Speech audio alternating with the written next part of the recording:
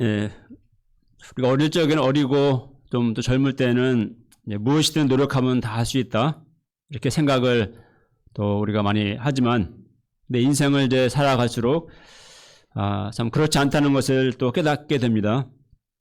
인생이 내 뜻대로 잘 되지 않고 또 전혀 예기치 않았던 고난과 어려움을 겪게 되기도 하고요. 또 내 힘으로 도무지 어찌할 수 없는 그런 한계와 또 절망에 또 부딪히게 되기도 합니다. 오늘 말씀은 그런 삶의 절망의 문제 가운데서 예수님께 나왔던 그 두 사람의 이야기입니다. 그래서 오늘 말씀을 통해서 두려워하지 말고 믿기만 하라 하시는 예수님의 음성을 우리 각자의 심령에도 또 듣게 해주시기를 기도합니다. 우리 지난 시간에 배웠던 이제 거라사 지방 거라사 광인 이야기 배웠는데, 그 이후에 예수님이 이제 다시 배를 타고 맞은편으로 건너 오셨을 때 큰 무리가 예수님께 모여들었습니다. 이때 그 회당장 중에 하나인 그 야이로라고 하는 사람이 와서 예수님의 발 앞에 엎드려 간곡히 구합니다. 23절을 한번 같이 읽어볼까요? 시작.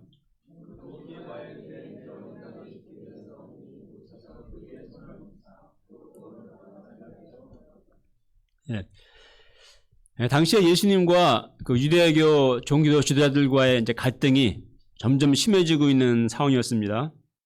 그런데 그런 종교 지도자 중에 하나인 회당장이 예수님께 나와서 이렇게 엎드려 간구했다는 것은 이제 놀라운 일입니다. 그럴 만한 이유가 있었습니다. 그의 이제 외동딸이 병으로 이제 죽어가고 있었기 때문이었습니다. 아마 이런 절박한 문제가 아니었다면은 회당장인 그가 예수님께 결코 나오는 일 없었을 것입니다.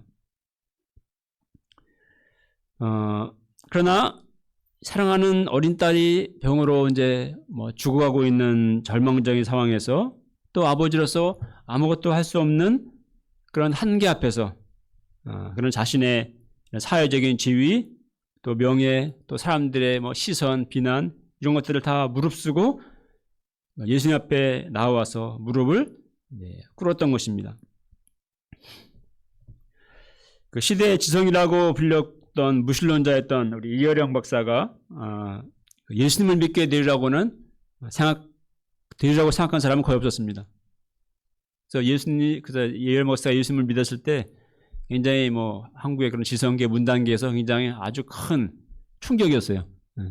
그래서 예수님을 믿다니. 일단 그가 참 사랑하는 외동딸의 실명 위기에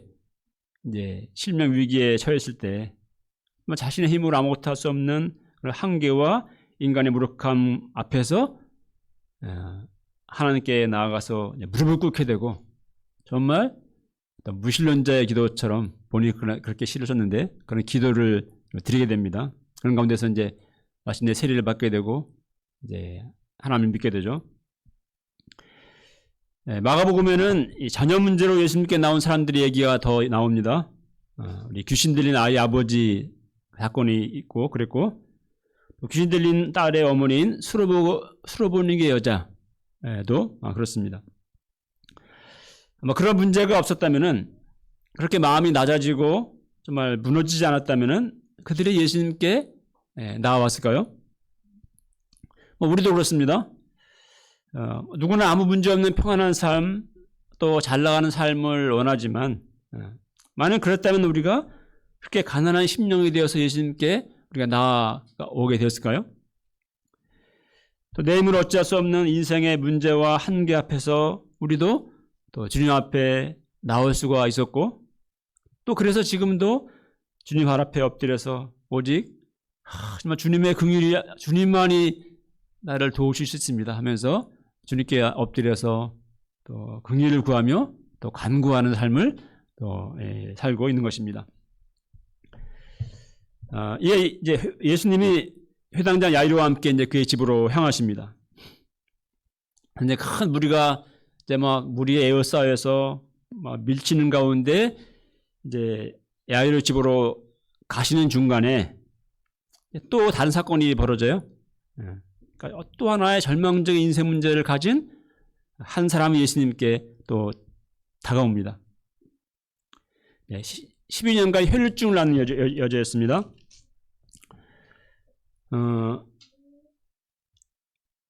우리 25, 6절 읽어볼까요? 시작.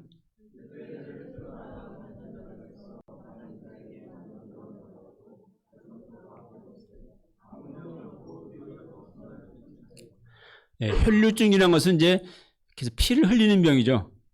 여성의 하혈하는 병이라고 하시는데, 얼마 전에 케냐의 리디아 성사님 말씀하면서 그분도 이제 12지장 궤양으로 많은 피를 흘려서 병원에 가서 이제 막 수혈을 받고 그랬었습니다. 그분한테 제가 한번 물어보니까 참 피를 이렇게 많이 쏟는다는 것이 엄청나게 이렇게 힘들다고 합니다. 몸이 너무 몸을 가누기도 힘들고 그냥 이제 고통이 아주 정말 힘들었다고 그렇게 고백을 하더라고요. 근데 이 여자는 12년간을 그 혈류증을 앓아온 그런 피가 멈추지 않는 혈류증 앓아온 여인이니까 그 고통이 얼마나 컸겠습니까? 그래서 병을 고쳐보려고 수많은 의사들을 찾아다녔지만 많은 괴로움만 받았을 뿐 이제 가진 돈을 다 허비했고 또 아무 효험도 없고 병세는 더 심각해진 가운데 있는 상황 가운데 있었습니다. 그 절망의 밑바닥에서 이제 여자가 예수님에 대한 소문을 듣게 됩니다.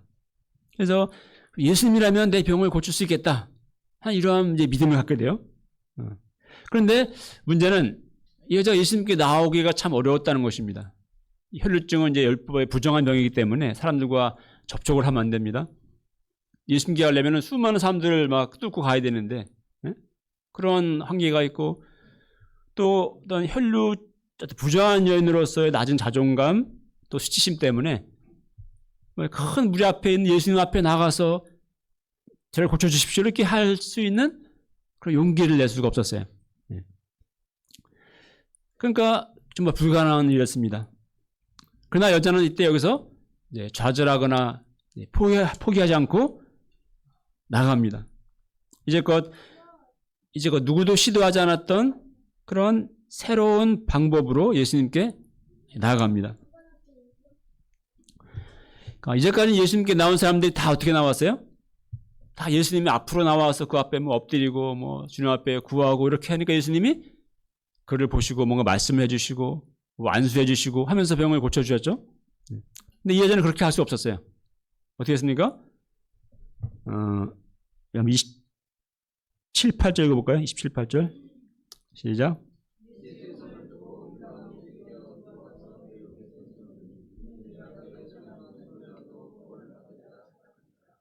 네. 이제까지 나온 자는 다 이렇게 앞으로 나왔는데 이 여자는 몰래 주님의 옷에만 손을 대어도 나으리란 믿음으로 예수님의 뒤쪽으로 와서 뒤쪽으로 나옵니다. 우리가 믿음으로 주님께 나아가는 것에도 어떤 고정관념들이 있는 것 같습니다. 그래도 뭐 이런 식으로 해야지 된다 이런 생각이 있습니다. 나는 지금 그렇게 할 수 없기 때문에 그리고 형편이 안 되기 때문에 나는 안 된다 이렇게 생각할 수가 있습니다. 그러나 그렇지 않습니다. 이 여인처럼 다 앞으로만 나가야 된다고 생각할 때 앞으로 갈 수 없다면은 뒤로 갈 수도 있습니다. 옆으로 갈 수도 있고 우리 지붕을 뚫는 사람들도 있었고 제가 많은 사람들의 간증이나 소감을 들어보면은 저는 느끼는 것은 하나님께 나아가는 어떤 믿음의 방식, 믿음의 시도가 참 다양하다. 그리고 그 다양한 가운데 하나님은 그들의 그 믿음의 그 시도를 아시고 그 믿음이 합당하게 응답하신다. 놀라운 정말 신기한 역사들이 일어난다 하는 것을 늘 그런 경험하게 됩니다. 우리 삶에도 그런 경험들이 또 체험되어 있을 것입니다. 머리에 안수를 해준다면 모를까 몰래 뒤로 와서 정말 예수님도 모른 채 옷자락에 손만 대면 병이 나을 것이다. 이것이 상식적으로 또 과학적으로 이건 말이 안 되는 일이죠. 그렇습니까? 예. 근데 여자가 믿음으로 그렇게 했을 때 어떤 놀라운 일이 일어났습니까? 29절 읽어보겠습니다. 시작. 예. 만지는 순간 12년간 멈추지 않던 그녀의 혈루의 근원이 마르는 즉각적인 치유가 일어났습니다. 그리고 그 순간 예수님도 그 능력이 자기에서 나간 것을 아셨습니다. 자, 우리가 이걸 어떻게 설명해야 할까요? 이건 정말 믿음의 신비입니다. 이건 이성을 초월하는 이 같은 놀라운 믿음의 영적인 세계가 있습니다. 그것은 오직 하나님으로서만이 설명이 가능합니다. 그러니까 이 모든 것을 아시고 또 지켜보고 계시고 시간과 공간을 초월해서 일하시는, 역사하시는 하나님으로서만이 설명이 가능합니다. 에오사 믿는 사람, 많은 사람들의 손이 예수님께 닿았죠. 아무도 이 혈루증 여자가 이런 믿음을 가지고 예수님께 나와왔고 그 믿음으로 옷자락을 만졌다는 사실을 아는 사람은 아무도 없었습니다. 그죠? 아무도 없었어요. 그러나 오직 주님만은 그 믿음의 터치를 아셨다는 것입니다. 그렇습니다. 예수님은 지금도 예수님은 믿음으로 주님께 나와 주의 옷자락을 만지는 자들의 믿음의 터치를 주님은 아십니다. 아무도 보는 사람 없을지라도 또 아무도 아는 사람이 없을지라도 은밀한 중에 주님께 드리는 우리의 믿음의 간구 또 은밀한 믿음의 순종을 주님은 아십니다. 그리고 그 믿음에 응답하십니다. 왜냐하면 예수님은 어제나 오늘이나 영원토록 동일하시며 또 살아계신 부활의 주님이시기 때문에 그렇습니다. 마태복음 6장 6절에서 이렇게 말씀하십니다. 예수님은 은밀한 중에 계신 내 아버지께 기도하라. 은밀한 중에 보시는 내 아버지께서 갚으시리라. 우리가 골방에 들어가서 아무도 모르는 은밀한 중에 하나님 아버지께 기도할 때 그때 은밀한 중에 모든 걸 보시는 하나님께서 그걸 아시고 갚아주신다라는 것입니다. 지금 우리에게도 이런 한계와 또 절망의 문제들이 있지 않습니까? 도무지 방법이 안 보이는 정말 내 힘으로 인간의 힘으로 어찌할 수 없는 이러한 절망의 문제가 어떤 문제가 있습니까? 우리도 혈루증 여인처럼 주님께 나가서 믿음으로 주님의 옷자락을 만져야 하겠습니다. 기도의 손을 내밀어서 또 믿음의 손을 내밀어서 또 순종의 손을 내밀어서 주님의 옷자락을 만져야겠습니다. 그 믿음을 주님은 아시고 그 믿음에 응답해 주실 것입니다. 30절을 보십시오. 예수님은 이제 능력이 나은 것을 아시고 이제 뒤를 돌아보시고 물으십니다. 누가 손을 냈냐? 그러니까 제 아들이 뭐라 그래요? 아니 지금 옆에 지금 사람들이 지금 뭐 에어싸고 지금 막 밀고 밀치고 하는데 누가 손을 냈냐고 물으시니까 너무 황당한 것이죠. 이게 무슨 말씀인가? 응? 사실 누가 손을 댔는지는 예수님은 아실 법도 합니다.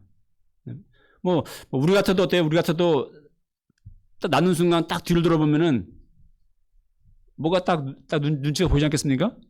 어떤 여자가 약간 당황스러워하고 뭔가 좀 딱 눈치로 보면 알 수 있을 것 같은데. 응? 근데 예수님은 계속 모르는 척 하시면서 계속 찾으세요. 그러니까 여자가 이제 숨길 수 없음을 알고 두려워 떨면서 벌벌 떨면서 예수님께 나와서 그 엎드려 모든 사실을 고백합니다. 아마 여자는 큰 책망을 들을 것으로 생각했을 것입니다. 그런데 예수님은 정말 놀라운 자비의 음성으로 그녀에게 말씀하십니다. 우리 34절을 한번 읽어볼까요? 시작.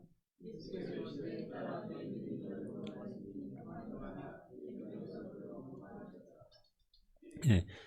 자, 예수님의 말씀은 예수님이 왜 그토록 여자를 찾았는지를 알게 해줍니다. 만약 이렇게 하지 않으셨다면은 여자는 병은 나았지만 평안히 돌아가지는 못했을 것입니다. 그렇죠? 또 부정한 여인이고 율법을 어기고 예수님을 어떤 부정케 했다는, 또 뭔가 몰래 능력을 훔쳤다는 그런 어떤 죄책감, 정죄감 가운데서 그녀는 살아가야 했을 것입니다. 아마 이후로 예수님 앞에 나오기 힘들었을 것이고, 예수님 앞에 나와도 예수님을 쳐다볼 수 있을까요? 네. 아마 부담스러워서 예수님을 쳐다보지 못했을 것입니다. 네. 자, 예수님은 두려워하는 그녀에게 그녀를 이제 따라 하며 말씀하시죠. 그리고 너의 믿음이 너를 구원했다 하면서 그녀의 그 믿음을 인정하시고 격려해 주시고 축복해 주십니다. 그리고 평안히 가라, 내 병에서 놓여서 건강할지어다 하면서 그녀에게 평안을 선물해 주십니다. 이렇게 주님은 혈루신 여자를 인격적으로 만나 주신 것이죠. 지금 지금 죽어가는 야이로의 딸을 지금 살리러 가는 지금 막 다급한 상황이었기 때문에, 급한 발걸음이었기 때문에 그냥 나은 건 나은 거고 그냥 빨리 갈 수도 있었습니다. 그러나 예수님은 그녀를 정말 평안히 돌아갈 수 없는 그녀를 인격적으로 만나 주시고 그녀의 마음에 온전한 평안과 새 삶을 선물해 주시고자 이렇게 지체하시면서 섬겨 주신 것입니다. 참 예수님을 보면서 예수님은 어떤 스케줄을 따라 움직이시는 분이 아니고 어떤 일 중심으로 움직이시는 분이 아니고 정말 한 사람 한 사람을 인격적으로 소중히 여기시고 도와주시는 분이시구나 하는 것을 깨닫게 됩니다. 우리는 굉장히 일 중심이잖아요, 그죠? 뭐 하고 바쁘면 그냥 바쁘니까 내 할 일 되면 가버리고. 근데 예수님은 그 한 사람 인격적으로 아시고 그를 정말 깊이 도와주시는 그런 목자이신 것을 보게 됩니다. 한편 이렇게 지체되는 가운데 이제 그 옆에 있던 야이로의 마음 어땠을까요? 만약 우리 사모님들이 우리 아기가 지금 집에서 지금 죽어가고 있어가지고 이제 죽어있는 애를 갖다 응급실로 지금 숨이 넘어가는데 가고 있는데 중간에 이런 일이 생겨가지고 계속 지체하고 있으면은 당장 빨리 가자고 재촉했겠죠. 지금 내 딸아이는 죽어가고 있는데 더 늦기 전에 빨리 예수님을 모시고 집에 도착해야 되는데, 그런데 이 불길한 여감은 항상 들어맞는다는 말처럼 그러는 찰나에 집에서 이제 사람들이 도착하게 되고 절망적인 소식을 가져오죠. 바로 딸이 죽었다는 것입니다. 딸이 죽었습니다. 이제 어째서 선생을 더러 괴롭게 합니까? 이렇게 말합니다. 순간 눈앞이 캄캄했을 것입니다. 야이로의 마음은 정말 낭떠러지기와 같은 절망의 나락으로 떨어지는 듯 했을 것입니다. 정말 붙들고 있던 마지막 한 줄기 희망의 끈이 이제 끊어져 버린 상황이 되었습니다. 사람들의 말처럼 더 이상 예수님을 모시고 갈 이유가 없어졌습니다. 그런데 예수님의 반응이 무엇입니까? 36절을 읽어보겠습니다. 시작.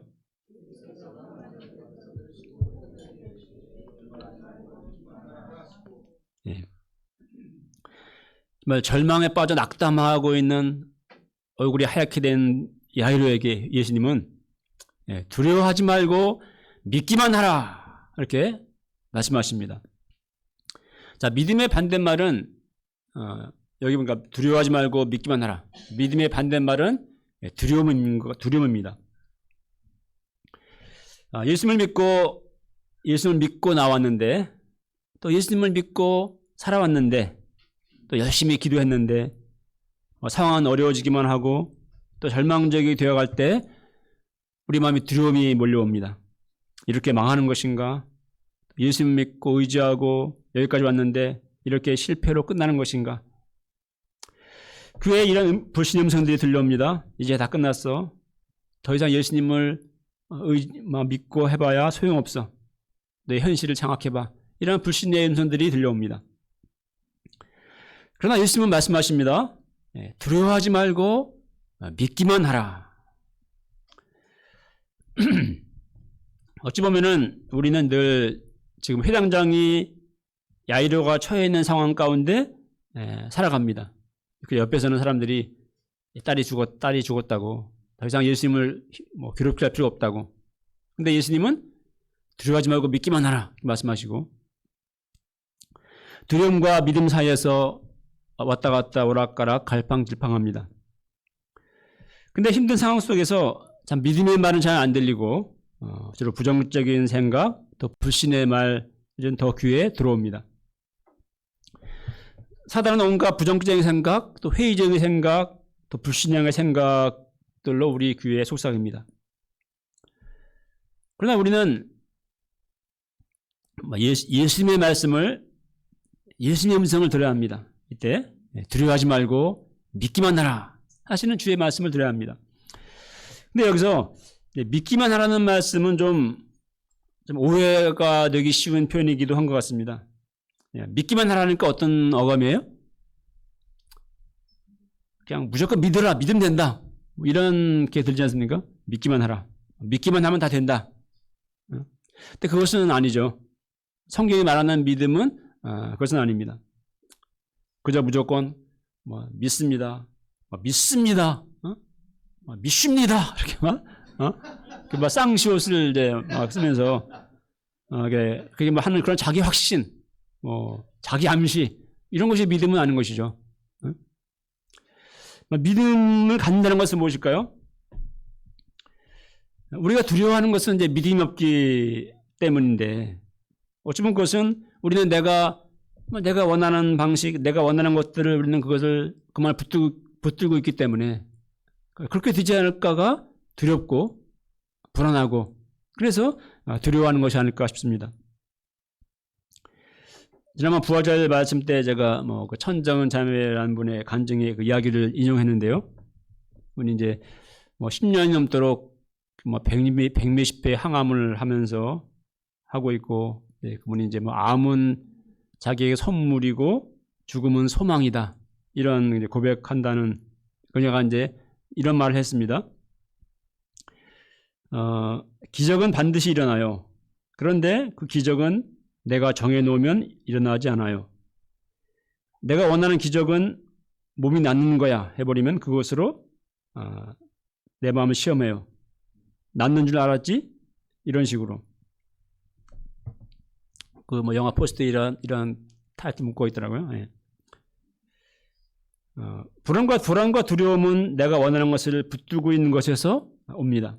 반면에 하나님께 모든 것을 맡기는 믿음이 있을 때 두려움에서 두려움이 사라지고 자유함을 갖게 됩니다.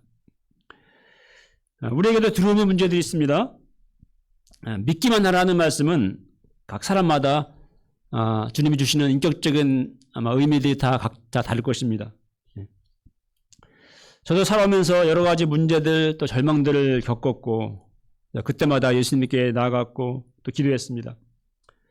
하지만 참 기도한 대로 되지 않고, 상황은 내가 원하는 대로 흘러가지 않고 오히려 그 반대로 되거나 더 악화되는 것을 겪곤 했습니다. 그때마다 마음에는 두려움이 찾아옵니다. 또 불신앙도 찾아옵니다. 이러다가 망하는 것 아닌가? 이제 망했다라는 절망감, 두려움이 듭니다. 그러나 그때 우리에게 중요한 것은 믿음을 갖는 것입니다. 그럼에도 불구하고 믿음을 갖는 것입니다. 비록 내 뜻대로 되지 않았을지라도, 내가 원했던 방식으로 되지 않을지라도, 그러니까 이제 망했다, 망할 것이다 하고 두려워하는 것이 아니라, 그럼에도 불구하고 믿음을 갖는 것입니다. 예수님은 죽은 자를 살리시는 부활의 주님이시기 때문에 그렇습니다. 부활로 역전의 역사를 행하시는 하나님이시기 때문에 그렇습니다. 우리 노예 요셉이 정말 그 인생은 뭔가 좀 해보고자 하면은 또 꼬꾸라지고 또 어긋나고 늘 그래서 반복됐죠, 그죠? 그러나 그런 노예 꼬여가기만 하는 노예 요셉의 삶이 한순간에 총리 요셉이 되듯이, 또 자녀가 없어 평생 정말 울명적이고 슬펐던 사라가 90세의 나이에 아들을 낳고 웃게 되었듯이 또 모든 것을 다 잃은 비련의 여인이었던 나오미의 삶이 노년에 여인들이 정말 그녀를 부러워하며 칭송하는 복된 삶으로 회복되었듯이 하나님은 이같이 놀라운 역전의 일을 행하시는 또 주님이시기 때문에 그렇습니다. 우리가 청년 복음 역사를 위해서 기도하고 애쓰고 있지만 참 상황은 쉽지 않습니다.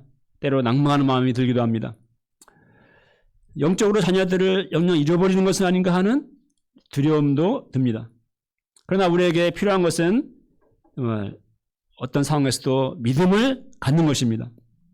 죽은 자도 살리시는 주님이시기 때문에 능히 죽은 영혼도 살리실 주님을 우리는 믿어야 합니다. 너는 내게 부르짖으라. 내가 내게 응답하겠고 내가 알지 못하는 크고 비밀한 일을 보이리라. 약속하신 하나님, 또 우리의 기도를 들으시는 하나님을 믿고 낭망치 않고 끝까지 기도해야 합니다. 예수님 이제 회당장 야이르 집에 도착해 보니까 언제리가 이제 뭐 초상집이죠. 울고 통곡하고 곡하고 이런 가운데 주님이 그들에게 우는 자들에게 말씀하십니다. 39절에 보면은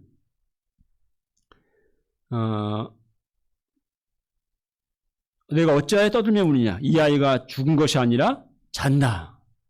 이렇게 말씀하십니다. 여러분들 장례식 가서 이런 말 하면 어떻게 되겠어요? 죽은 게 아니라 지금 잡니다 이러면은 무슨 미친 놈이 있나? 실제 이렇게 받겠죠, 예수님을.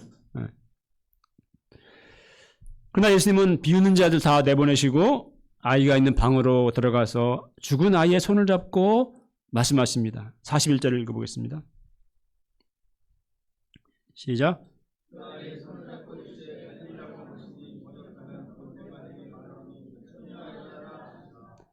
네, 그 아이의 손을 잡고 말씀하시되 달리다쿰.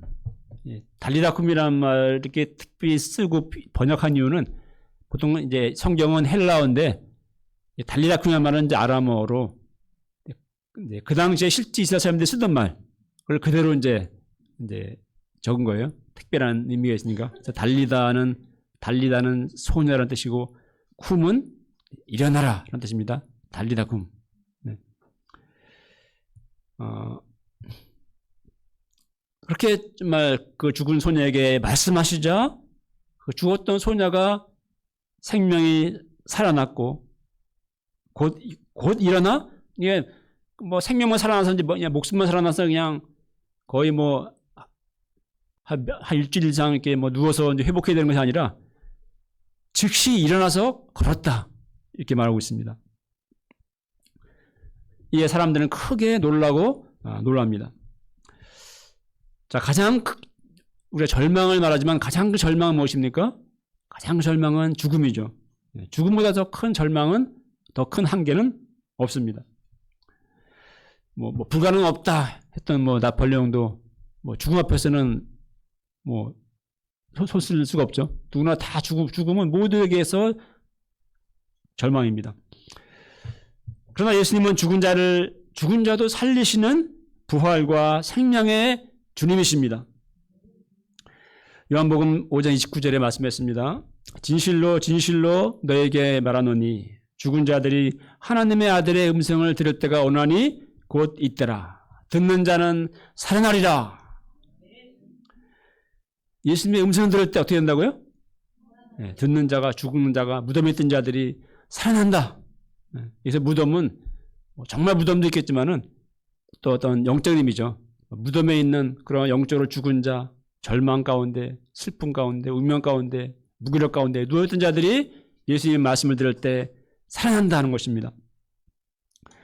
예수님의 음성을 들을 때, 말씀을 들을 때 지금도 영적으로 죽어있는 자들이 살아나는 이런 생명 역사들이 일어납니다. 달리다쿰, 소녀야 일어나라. 또 청년아 일어나라.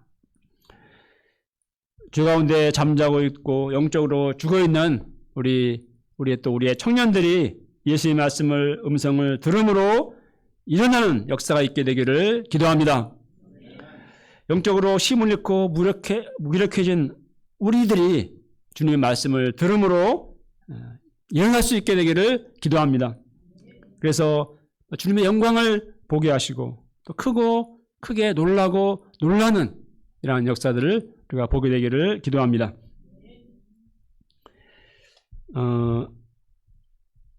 43절에 보면은 이제 예수님은 소녀에게 먹을 것을 주라고 명하십니다. 배사성사님 양식에 보니까 이 부분에서 참 예수님은 아이들의 마음을 잘 아신다 이렇게 표현했더라고요. 우리 지난 말씀 공부할 때도 성화 사모님도 이 대목에서 참 은혜가 된다고 얘기했는데, 그러니까 예수님은 이 아이가 뭐 죽을 병 걸려서 앓느라고 뭐 한 일주일 열흘간 그냥 누워서 아무것도 못 먹었을 거 아닙니까? 그러니까 우리 어린애들은 한 끼만 못 먹어도 그냥 뭐 배고파 죽겠다고 난리잖아요. 얼마나 배고팠겠습니까? 그러니까 예수님은 참 그 아이의 마음을 아시고 다른 건 다 건들 때 빨리 먹을 것부터 줘라. 이렇게 먹을 것을 챙겨주시는 아주 섬세하시고 은혜로우신 주님의 모습을 보게 됩니다. 네, 결론을 맺겠습니다. 우리가 주님을 믿고 참 믿음으로 살아가지만 우리 안에 현재적으로 여러 가지 또 한계와 또 절망의 문제들이 있습니다. 지금 내 안에 있는 그러한 절망과 또 두려움이 무엇입니까? 예수님은 지금 우리에게도 말씀하십니다. 두려워하지 말고 믿기만 하라. 그렇습니다. 우리가 정말 두려워하지 말고 믿음을 가져야 하겠습니다. 그래서 두려움과 절망의 자리에서 일어나야 하겠습니다. 처음 예수님께 나올 때 가졌던 믿음을 우리가 계속 가져야 하겠습니다. 지금의 현실이 소망 없어 보이고 또 절망스러워 보일지라도 끝까지 예수님을 믿고 또 말씀을 믿고 또 기도하며 믿음으로 나아가는 삶을 살아야 하겠습니다. 그 믿음으로 사는 자를 하나님은 부끄럽게 하지 않으시고 또 믿음의 영광을 보게 하실 줄 믿습니다. 네, 읽겠습니다. 36절 시작.